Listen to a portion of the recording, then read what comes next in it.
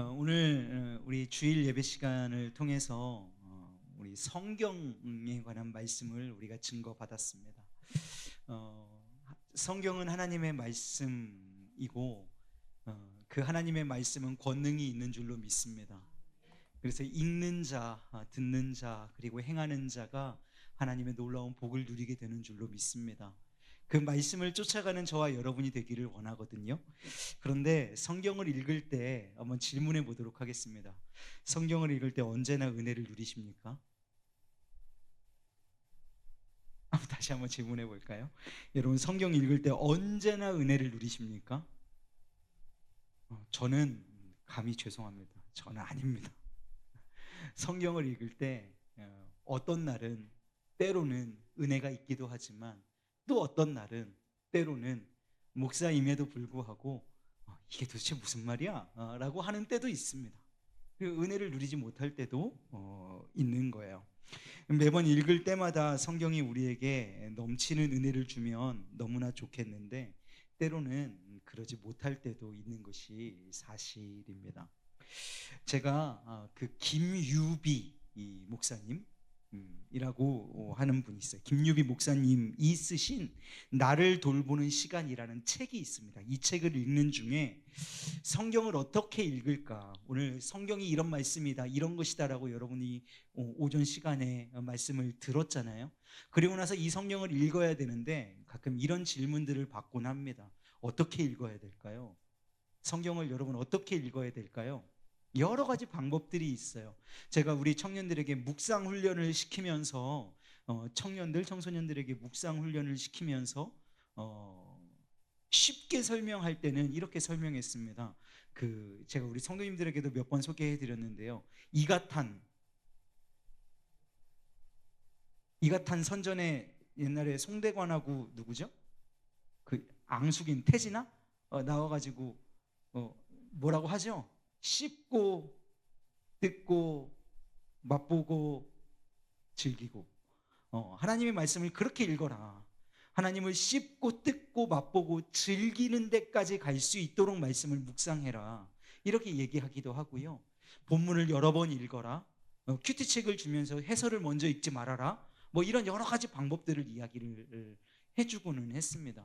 그런데 오늘 제가 이 책을 읽으면서 이 목사님이 하신 말씀이 이 글이 너무 공감이 돼서 이 글을 여러분들에게 좀 그냥 소개하는 것으로 오늘 설교를 대신하고자 합니다.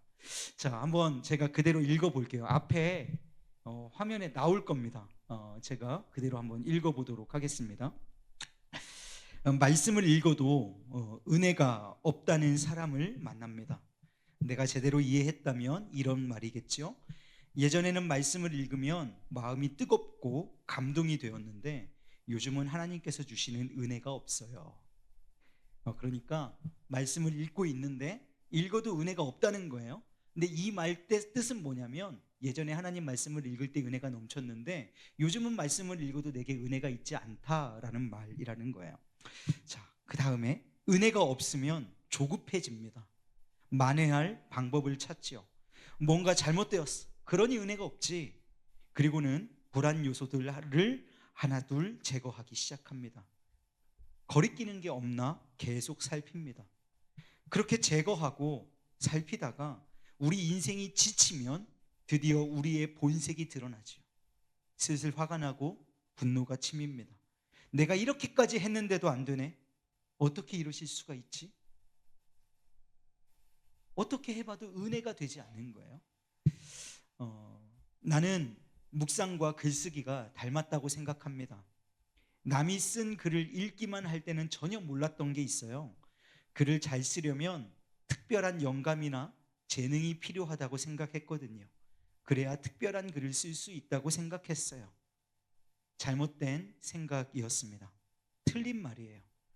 가끔 글을 쓰는 사람은 영감을 기다릴 수 있겠죠. 유유자적 편하게 지내다가 영감이 떠오르면 글을 쓰지요. 미안하지만 그건 영화의 한 장면일 뿐 실제 벌어지는 일은 아니에요. 영감을 기다리는 사람은 오랫동안 글을 쓸 수 없습니다.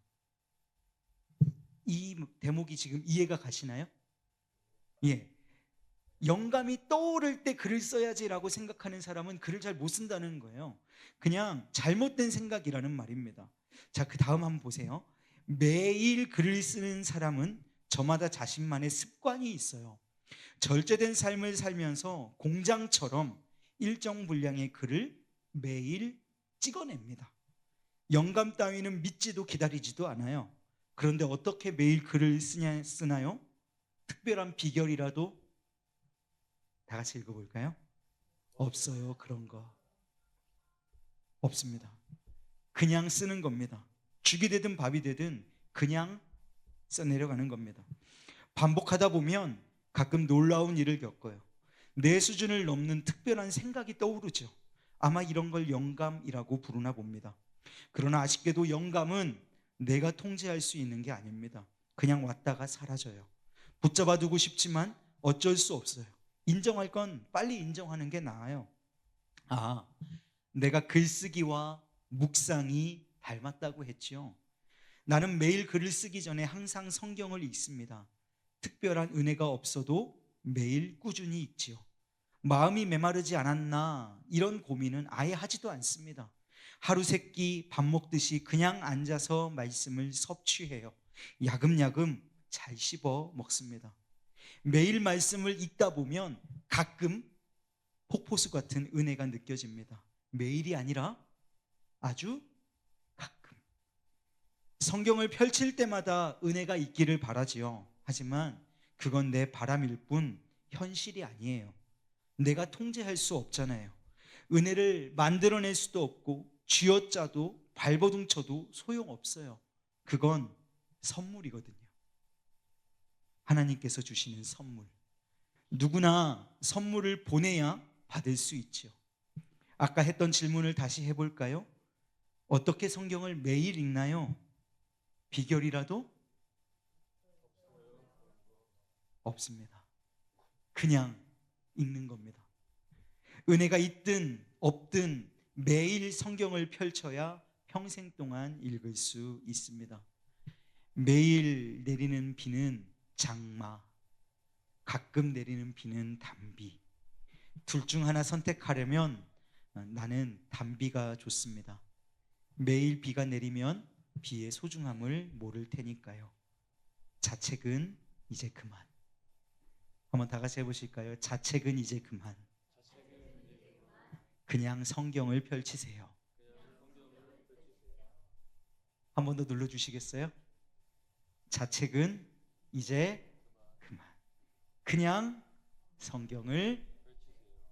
아멘. 우리는 오전 시간에 성경이 어떠한 것이란 걸 배웠어요. 생명의 말씀이고요. 말씀이신 예수이신 그분이 오늘 우리 가운데 오신 것이 그 특별 계시 성경인 줄로 믿으시기를 주님의 이름으로 축복합니다. 그렇다면 읽어야죠. 어떻게 읽냐고 묻지 마십시오. 어떻게요?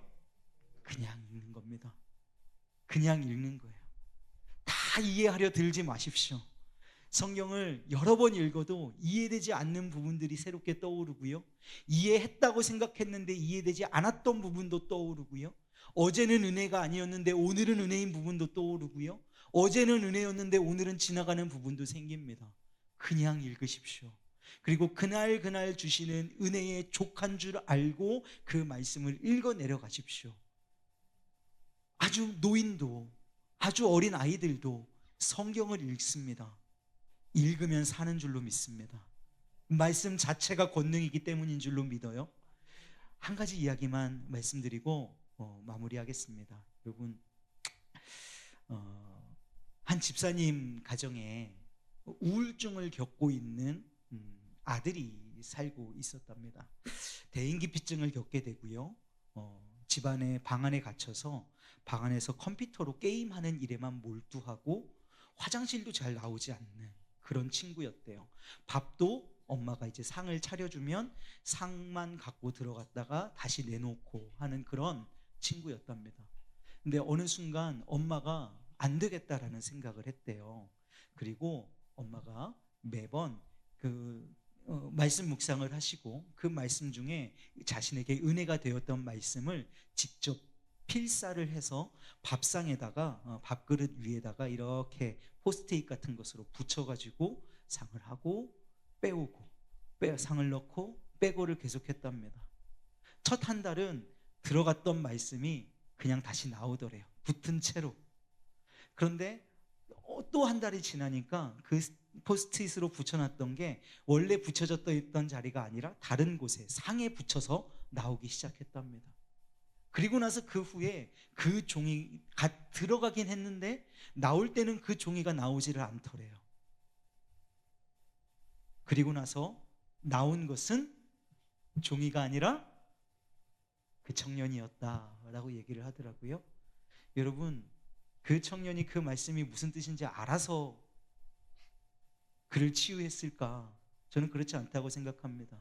말씀 자체에, 그리고 그 말씀을 쓴 어머니의 사랑이 그 안에 담겨서 그 청년을 치유했다고 생각하거든요. 여러분, 말씀을 읽으시기를 주님의 이름으로 축복해요. 말씀이 여러분을 치유하실 줄로 믿습니다. 말씀이 여러분들을 일으키실 줄로 믿습니다. 말씀이 권능입니다. 그 말씀을 쫓아 사는 저와 여러분 되기를 원해요. 우리 오전에 우리 함께 찬양했던 찬양을 우리 한 번 더 찬양하기를 원합니다. 우리 말씀 앞에서 라는 찬양인데요, 가사가 이런 가사죠. 말씀 앞에서 경외함으로 주께 홀로 섭니다. 여러분, 제발 말씀을 들고 홀로 서실 수 있는 경건의 시간이 있으시기를 원해요. 생명의 말씀 읽고 어떻게 한대요? 순종한대요. 여러분, 이게 제가 몇 주 전에 설교했던 말씀을 듣고 받아, 기억나시나요? 듣고 받는 것입니다. 순종의 주를 예배합니다. 그 다음 가사 이렇습니다. 기록된 말씀 힘이 있어서 진리로 우릴 자유케 하며 거룩한 말씀 세세 영원히 복음이 되어 말씀하시네. 오늘 우리 여러분에게 말씀하여 주실 줄로 믿어요. 자, 하나님 말씀에 두려워 떠는 자, 저요? 한번 손 들어 보실까요? 하나님 말씀에 두려워 떠는 자, 할렐루야. 그 말씀에 생명을 거는 자, 할렐루야, 아멘. 한 사람 찾으시는 그 주님의 약속을 믿으십시오. 하나님 말씀에 인생을 거는 자, 아멘. 하나님 말씀에 인생을 겁니다. 순종하며 주 따라가는 자, 영원한 하나님 나라 이뤄갈 교회된 여러분 손 드십시오. 할렐루야, 아멘.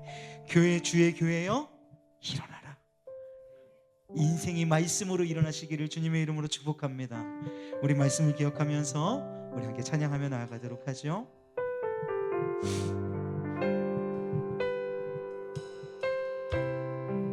말씀 앞에서, 말씀 앞에서 경외함으로 주께 홀로 섭니다. 생명의 말씀 읽고 순종해 주를 예배합니다. 우리 한 번 더 고백할까요? 말씀 앞에서, 말씀 앞에서 경외함으로 주께 홀로 섭니다. 생명의 말씀 읽고 순종해 주를 예배합니다.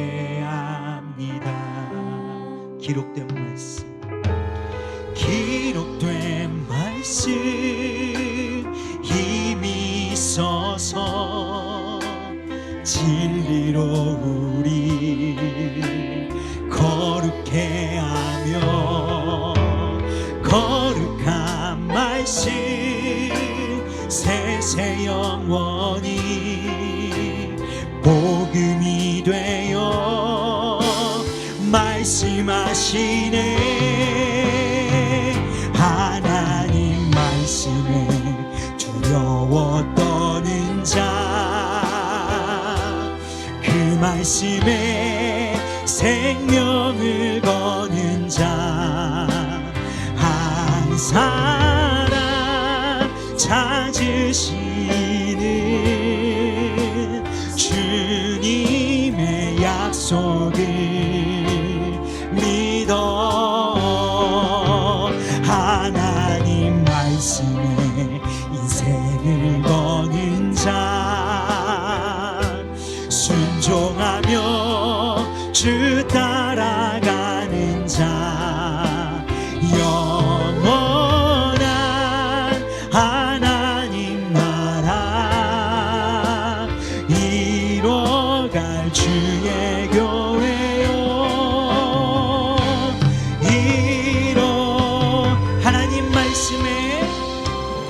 하나님 말씀에 두려워 떠는 자 그 말씀에 생명을 거는 자 한 사람 찾으시는 주님의 약속을 믿어 하나님 말씀에 인생을 거는 자 순종하며 주 따라가는 자 영원한 하나님 나라 이뤄갈 주의 교회요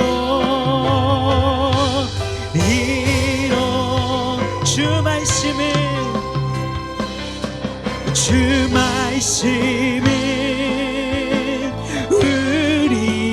우리를 구원에 이르는 지혜이니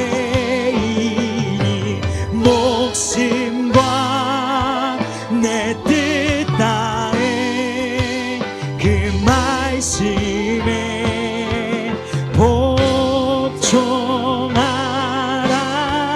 복종하라 하나님 말씀에 두려워 떠는 자 그 말씀에 생명을 거는 자 한 사람 찾으시는 주님의 약속을 믿어 하나님 말씀에 인생을 거는 자 그 말씀에 뜻 따라가는 자 영원한 하나님 나라 이뤄갈 주의 교회요 마지막으로 선포할까요? 하나님 말씀에 하나님 두려워 떠는 자 그 말씀에 생명을 거는 자 생명을 거는 자 한 사람 찾으시는 주님의 약속을 믿어 하나님 말씀에 하나님 인생을 거는 자 순종하며 주 따라가는 자 주 따라가는 자 영원한 하나님 나라 이뤄갈 주의